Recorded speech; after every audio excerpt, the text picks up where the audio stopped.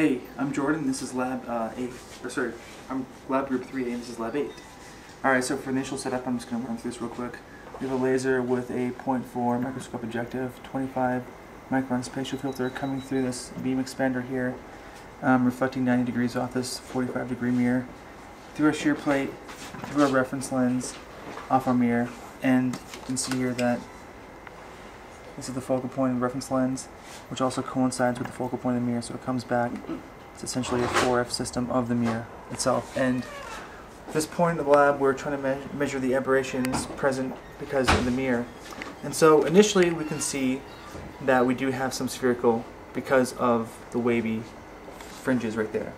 And so what I'm going to do now is add defocus and show you how that changes our fringes right now. So add a bit of defocus.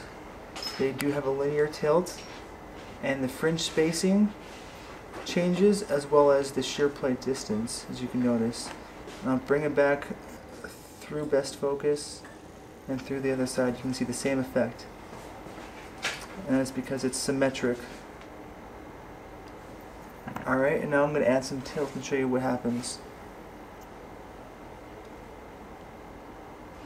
As you can see with the tilt, we have essentially the same effect as defocus.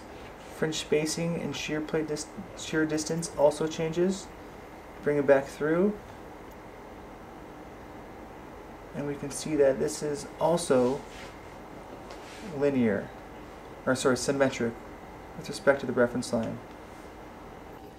Alright, so right now we have tilt in our system, and I'm going to compensate that by adding more defocus. So we can see that we can bring it back to normal, but our fringes are a bit wigglier, I guess. That could be because of more spherical, but it's unlikely. It's mostly a result of astigmatism and field curvature. Hi, I'm Garrett, and for the next part, after we characterized the spherical mirror, we noticed that it had very little aberration. We removed the reference lens and we replaced it with a lower quality testing lens here. This is just seems to be a plano-convex lens, standard quality. And we orient it to get the most spherical aberration, so we have the plano side facing the collimation side. Again, it forms a point at a 2F away from the mirror, and theoretically the mirror re-images the point, so then it becomes recollimated, and we can characterize the aberrations introduced by this lens. Now notice all of these fringes, since the laser passes through the lens twice, are double what the aberration content of the lens actually is. But this is the best that we can do.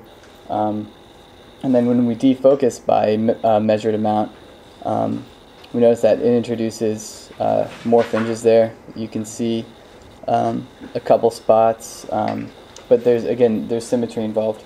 So that's defocus, and then this is defocus in the other direction. The fringes sort of wash out, become vertical, and the fringe spacing is really reduced. Also, if you notice, the fringe spacing and the fringe distance in general is much reduced when we replaced with the test lens. Here's a little bit of decenter, and then adding defocus to this.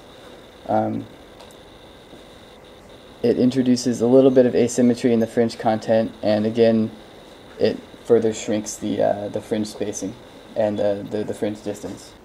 Hi, I'm Ryan. I'm in Lab Group 3A as well. And for parts A through D in the lab, they're very similar to the other parts of the lab that we've already recorded. The only difference really is the type of shear plate interferometer that we're using.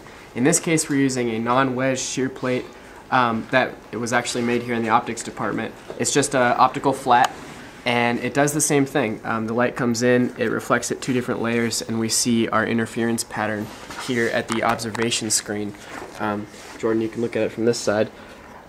So you can see we have, right now we're oriented our collimation lens to have minimum spherical aberration, so we have about 1.5 fringes there.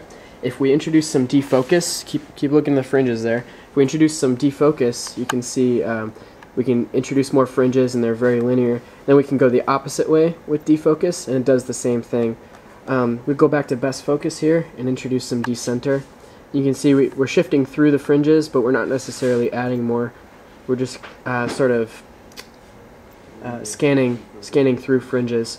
And if you look really quickly here at our interferometer, you can see that this shows that we're pretty well aligned. Just a rough estimate. Pause. Yep. And here we have our collimation lens turned 180 degrees, so we have maximum spherical aberration possibility in our system. You can see we have more spherical aberration at our minimum, and we add some defocus, and we can see that nice symmetrical pattern with the two dots here up on the sides and linear in the center. And we can go back the opposite way and see that